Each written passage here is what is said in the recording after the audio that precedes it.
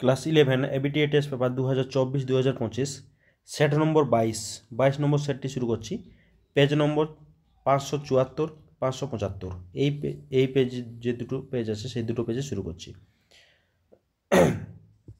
এমসিকিউর প্রথম কোশ্চেনটি আছে a x square plus b x plus c equal 0 a not equal 0 সমীকরণের বীজদ্বয় সমান হলে কী হয় B square minus 4ac equal 0 হয়। ঠিক আছে, অর্থাৎ 4ac সমান বি স্কোয়ার না C equal B square by এস 4a C equal B square by 4a। Option number D হয়ে যাবে সঠিক, অপশন নম্বর ডি হয়ে যাবে সঠিক অ্যান্সার। এর পরের অঙ্ক, শুভেন্দু ও নৌসাদ যথাক্রমে 1500 টাকা এবং 1000 টাকা নিয়ে একটি ব্যবসা শুরু করে 1 বছর পরে ব্যবসায় 75 টাকা ক্ষতি হলে শুভেন্দুর ক্ষতি হয় কত টাকা? মূলধনের অনুপাতটা কত হবে? 1500 অনুপাত 1000 মানে হচ্ছে 3:2। তাহলে তাহলে শুভেন্দুর আনুপাতিক ভাগাহার করতে হবে। 75 গুণিত শুভেন্দুর আনুপাতিক ভাগাহার কত হবে? 3 দুটো যোগফল হচ্ছে 5, অর্থাৎ কাটাকাটি করে হচ্ছে 45। অপশন নম্বর এ হয়ে যাবে সঠিক অ্যান্সার, অপশন নম্বর এ। এর পরের অঙ্ক, সাইন 43 কস 47 প্লাস কস 43 সাইন 47 এর মান কত হবে? সাইন 43 কস 90 ডিগ্রি মাইনাস 43 প্লাস মানে আমাদের 43তে প্রত্যেকটাকে কোনগুলোকে প্রত্যেক অ্যাঙ্গেলটাকে আমরা 43তে নিয়ে আসবো, অর্থাৎ সাইন এখানে কস 43 আর সাইনটাকে আমরা লিখতে পারি 47টাকে আমরা লিখতে পারি 90 ডিগ্রি মাইনাস 43। ঠিক আছে, তাহলে কত হয়? সাইন 90 ডিগ্রি মাইনাস থিটা মানে সাইন কস 90 ডিগ্রি মাইনাস থিটা মানে সাইন থিটা হয়ে যায়। এখানে সাইন 90 ডিগ্রি মাইনাস থিটা মানে হচ্ছে কস থিটা হয়ে যায়। সুতরাং এখানে প্রথম দুটাই সাইন, তারপরে দুটাই হচ্ছে কস, অর্থাৎ sine square 43 plus cos square 43 অর্থাৎ 1 অ্যান্সার হয়ে যাবে। এটা হচ্ছে sine square theta plus cos square থিটার মানটা 1 হয়। সুতরাং অপশন নম্বর বি হয়ে যাবে সঠিক অ্যান্সার। এরপরে একটি আছে A B O C D দুটি সমান্তরাল যে এর প্রত্যেকটির দৈর্ঘ্য 16 সেন্টিমিটার এবং বৃত্তের ব্যাসার্ধের দৈর্ঘ্য 10 সেন্টিমিটার হলে যে দুটির মধ্যে দূরত্ব কত? তাহলে যে দুটির মধ্যে দূরত্ব এই যে এইভাবে বের করব। তাহলে যে দুটো হচ্ছে এ বি এবং সিডি এবং কেন্দ্র থেকে যে ব্যাসার্ধের দৈর্ঘ্য, এখানে ব্যাসার্ধের দৈর্ঘ্য হচ্ছে ব্যাসার্ধের দৈর্ঘ্য 10, তাহলে এটা হয়ে গেল 10। ওকে, ব্যাসার্ধের দৈর্ঘ্য 10 হয়ে যাচ্ছে। ঠিক আছে, তাহলে ব্যাসার্ধের দৈর্ঘ্য 10 আর এ বি হচ্ছে সমান্তরাল যে প্রত্যেকটা দৈর্ঘ্য 16 করে, সুতরাং এইটা হবে কত? 8 হবে, এটাও 8 আর এটা 10। তাহলে যে দুটির মধ্যে দূরত্ব কত, অর্থাৎ এই ও কিউটা যদি বের করতে পারি তাহলে এটা সমকোণী ত্রিভুজ থেকে পাচ্ছি। তাহলে সমকোণী ত্রিভুজ থেকে এ ও কিউ থেকে পাই। এটা অতিভুজ হচ্ছে ও এ, তাহলে O A square equal to A Q square plus Q O square. প্রত্যেকটা মান জানি আমরা, কিউ ও মান জানি না, তাহলে এখানে 100 ইকুয়াল টু 64 প্লাস কিউ ও তার হোল স্কোয়ার, তাহলে কিউ ও তার whole square equal to 100 minus 64 মানে 36 হয়ে যাচ্ছে কিউ ও তার হোল স্কোয়ার, মানে কিউ ও সমান হচ্ছে 6, কিউ ও সমান হচ্ছে 6। তাহলে যে দুটির মধ্যে দূরত্ব কত হবে? 6 × 2 সমান 12 সেন্টিমিটার। অপশন নম্বর এ হয়ে যাবে সঠিক অ্যান্সার। কারণটা কি? এখান থেকে কেন্দ্র থেকে যে দূরত্ব সমান্তরাল যদি হয় তাহলে অপর যেটার দূরত্ব সেম হবে। ঠিক আছে, অপর যে দূরত্ব সেম হবে। ওকে, এরপরের অঙ্ক, দুটি নিরেট গোলকের বক্রতলের ক্ষেত্রফলের অনুপাত হচ্ছে 16:9 হলে তাদের আয়তনের অনুপাত কত হবে? তাহলে 4πr1² = 4πr2² = 16:9। তাহলে r1² = r2² সমান 4² = 3², মানে হচ্ছে r1 = r2 সমান 4:3। r1³ = r2³ মানে হচ্ছে 4³ = 3³ মানে হচ্ছে 64:27। অপশন নম্বর এ হয়ে যাবে সঠিক অ্যান্সার। আয়তন অনুপাত কিউব করে দিলেই তো হয়, হয়ে যাবে 64:27। তারপরের অঙ্কটা 6, 7, x, 8, y, 24 সংখ্যাগুলির গড় 9 হলে যদি 9 হয় তাহলে এটা যোগ করলে আমাদের কথা হচ্ছে 45, যোগ করলে 45 plus X plus Y equal to 6 দিয়ে ভাগ করছি, অর্থাৎ 54। 1 2 3 4 5 6 দিয়ে 54, তাহলে কত হবে?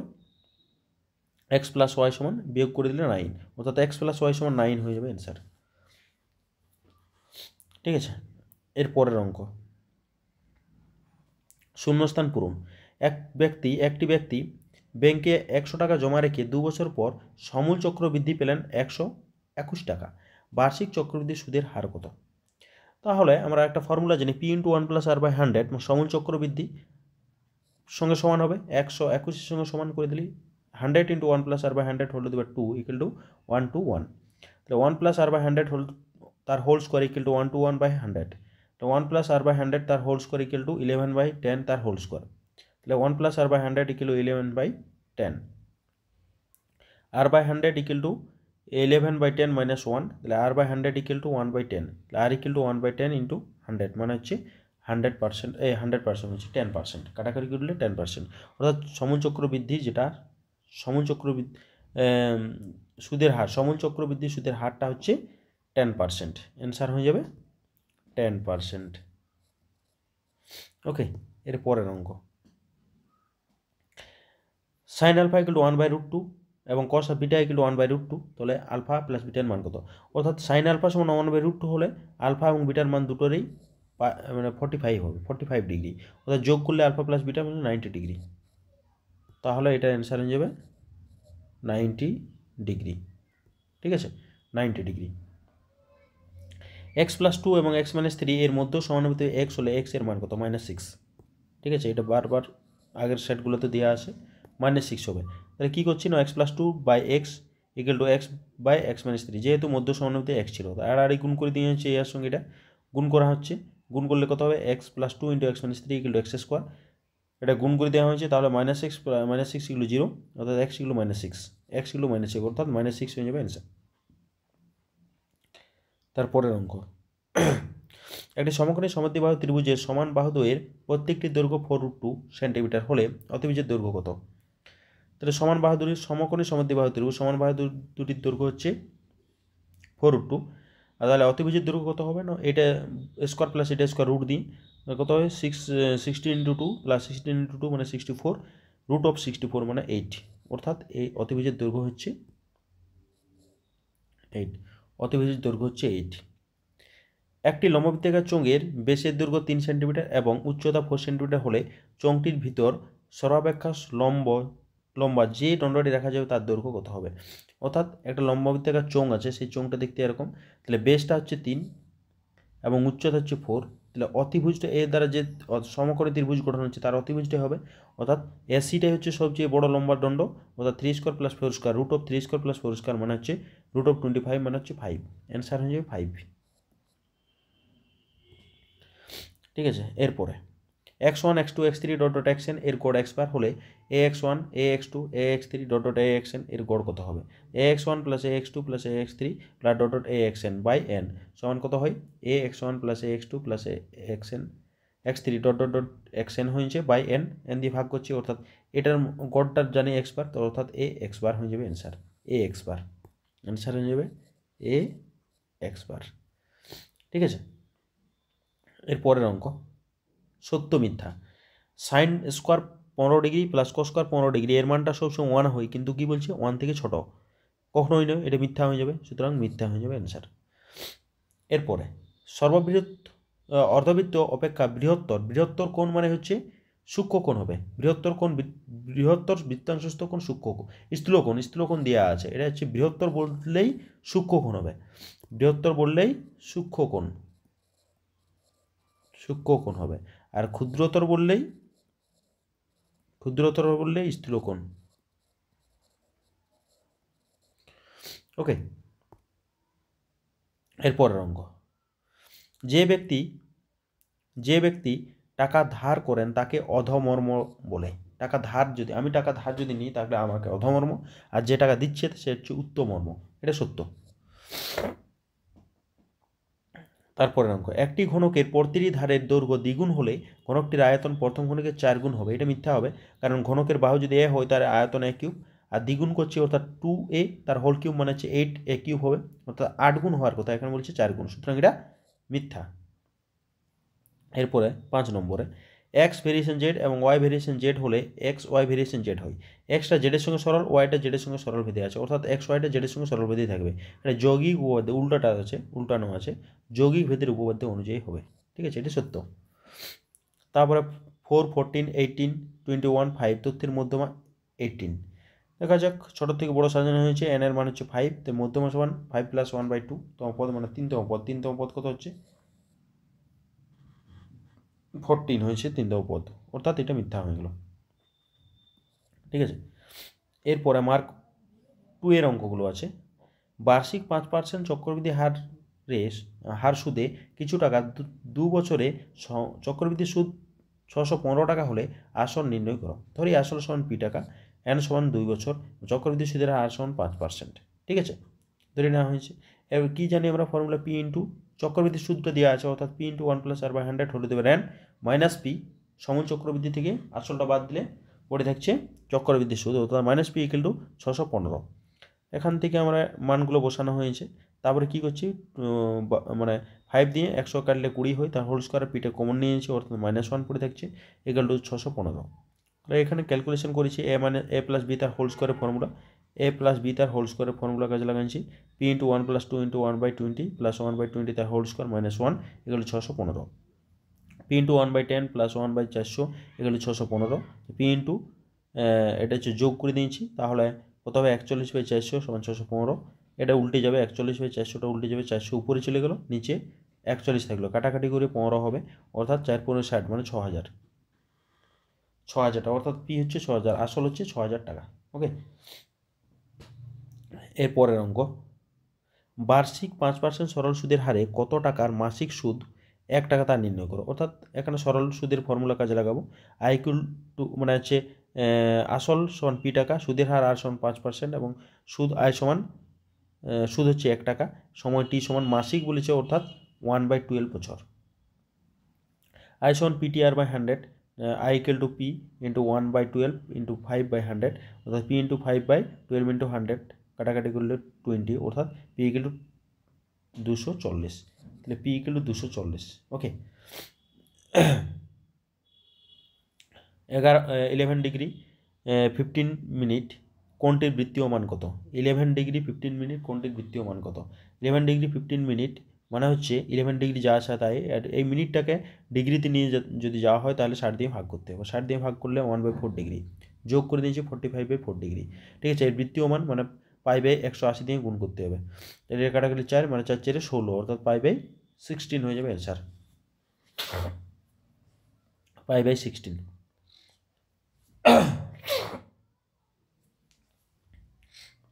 4 নম্বর দাগের অঙ্ক, 3x² - 5x + 6c = 0 সমীকরণের একটি বীজ 2 হলে অন্য বীজটি নির্ণয় করো। আমার অপর বীজটা আলফা ধরছি, তাহলে যোগফলটা 2 + আলফা সমান কত হয় -b/, মানে এটাকে কম্পেয়ার করা হয়েছে কার সঙ্গে, ax² + bx + c = 0। এর সঙ্গে কম্পেয়ার করছি x² + bx + c = 0, এর সঙ্গে কম্পেয়ার করছি। যদি এর সঙ্গে কম্পেয়ার করা হয় তাহলে এ সমান কত হবে, এ সমান 3, বি সমান -5 এবং সি সমান c আছে। ওকে, তাহলে এখানে আমরা বীজ দুইয়ের যোগফলটা কি জানি -b/, অর্থাৎ মাইনাস আছেই, তার সঙ্গে সঙ্গে -b/3, অর্থাৎ বিটা মাইনাসে আছে, অর্থাৎ -5/3 হয়ে যাবে, -5/3। তাহলে হচ্ছে 2 + আলফা সমান 5/3, আলফা সমান 5/3 - 2, মানে হচ্ছে 5 - 6/3, অর্থাৎ -1/3। আলফার মান হচ্ছে -1/3, অর্থাৎ অপর বীজটা হচ্ছে -1/3। ওকে, এর পরের অঙ্ক, x এর বর্গমূলের সঙ্গে সরল বেঁধে, অর্থাৎ y ভেরিয়েশন √x, এবং y = 9, x = 9। তাহলে y = 9, x = 9 বসানো হয়েছে। এখান থেকে k এর মান হচ্ছে 3, বলছে x এর মান নির্ণয় করে যখন y = 6। তাহলে 1 নম্বরে k = 3, y = 6, 1 নম্বরে বসিয়ে পাই। এখান থেকে √x সমান হচ্ছে 2, তাহলে x সমান কত 4, বর্গ করলে x সমান হচ্ছে 4, এটা হয়ে যাবে। এরপরে একটি গোলকের ব্যাসার্ধের দৈর্ঘ্য 50% বৃদ্ধি করলে বক্রতলের ক্ষেত্রফল শতকরা কত বৃদ্ধি পাবে? ধরি গোলকের ব্যাসার্ধ r একক, গোলকের বক্রতলের ক্ষেত্রফল 4πr² বর্গ একক। এখন ব্যাসার্ধ r প্লাস বৃদ্ধি করা হয়েছে, তাহলে r + r × 50/100 মানে কত হয় 2r + r/2 সমান হচ্ছে 3r/2। দেখা যাক এবারে বক্রতলের ক্ষেত্রফল কত, 4πr², r বলতে এখানে 3r/2 হচ্ছে বর্গ একক, অর্থাৎ 4π9r²/4, 4 ক্যান্সেল, অর্থাৎ 9πr²। এটা হচ্ছে 9πr² বক্রতলের ক্ষেত্রফল। আগে ছিল πr², এখন 9πr² হয়ে গেছে। বক্রতলের ক্ষেত্রফল কতটা বৃদ্ধি পাচ্ছে না বিয়োগ করে দিয়েছি, তাহলে 5 পাই আর স্কোয়ার পরিমাণ বৃদ্ধি পেয়ে গেল, 5 পাই আর স্কোয়ার। ওকে,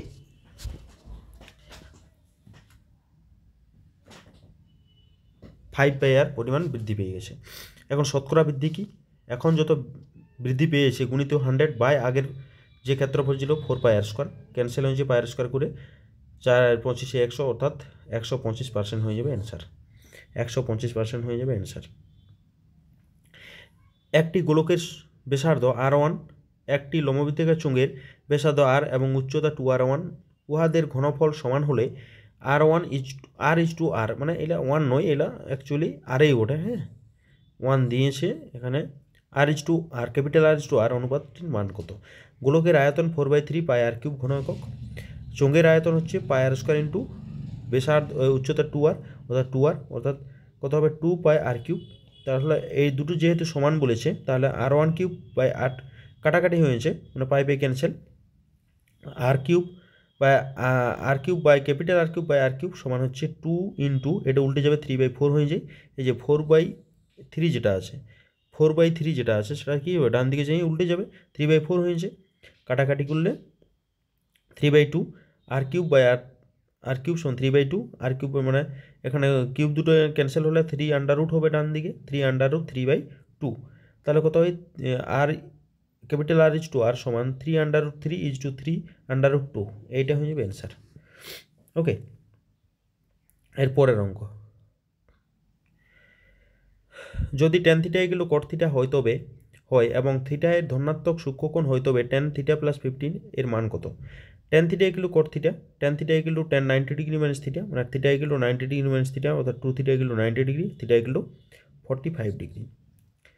ঠিক আছে, tan θ যে থিটার মানটা পাওয়া গেছে, অর্থাৎ tan θ + 15 সমান হচ্ছে 45 + 15 মানে হচ্ছে 60 ডিগ্রি হয়ে গেলে tan 60, অর্থাৎ √3 মান হয়ে যাবে, tan 60 ডিগ্রি মান √3, অর্থাৎ √3 হয়ে যাবে অ্যান্সার। 9 দাগের অঙ্ক,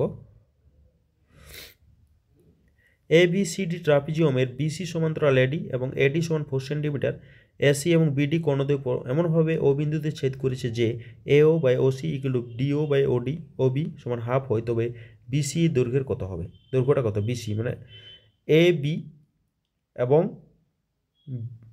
BC সমান্তরাল AD, BC সমান্তরাল AD, এই দুটো সমান্তরাল বটে, BC সমান্তরাল AD, ঠিক আছে, AD হচ্ছে 4 সেন্টিমিটার, এগুলো সমান্তরাল বটে আমাদের, এইগুলো BC সমান্তরাল AD, BC সমান্তরাল AD।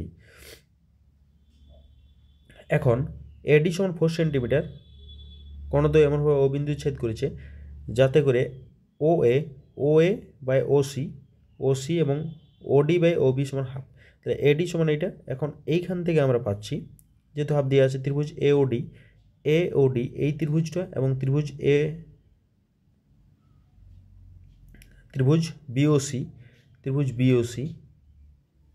এটা একটু ছবিটা একটু আলাদা হয়ে গেল, এইভাবে হবে না ছবিটা, ঠিক আছে, ছবিটা এইভাবে হবে না, এই ছবিটা একটু চেঞ্জ করি, আমরা ছবিটা চেঞ্জ করি, নামগুলো চেঞ্জ করলেই হবে, হ্যাঁ নামগুলো চেঞ্জ করে দিই,